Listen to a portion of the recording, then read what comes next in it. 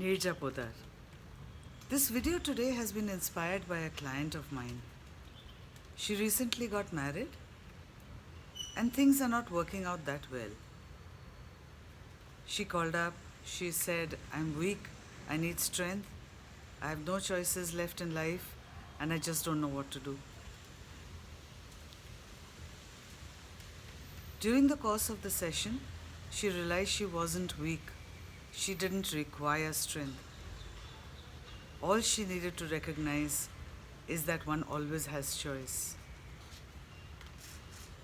One of the tenets or the principles of NLP says that choice is always greater than no choice, that the element with the maximum flexibility rather than the element with the strongest or the most powerful force tends to win. So where are you in your life with choices?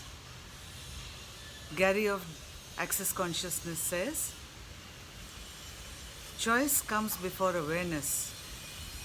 We have always believed that awareness comes, then I can choose. Let's take the example of, let's say, a class. I feel that if I know what the class is going to be about and what it's going to deliver to me, I'll choose it. Till I don't choose the class can't deliver anything to me. And number two, till I don't choose the class, the awarenesses and the gifts I may have received from the class will never be mine. Thus, Gary says, choose. When you choose, what follows is awareness. And awareness is the key to everything.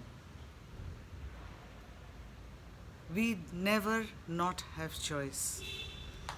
All we need to know and be is that I never give up, I never give in, and I never quit.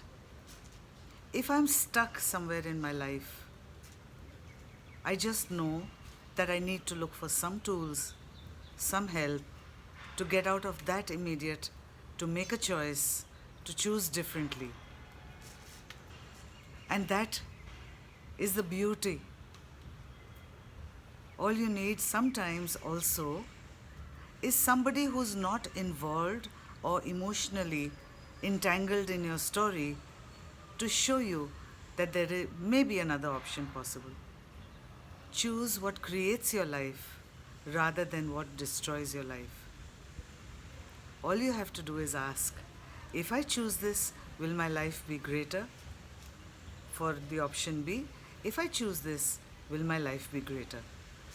Choose from that which you perceive in your body as a lightness of a greater choice. Thank you.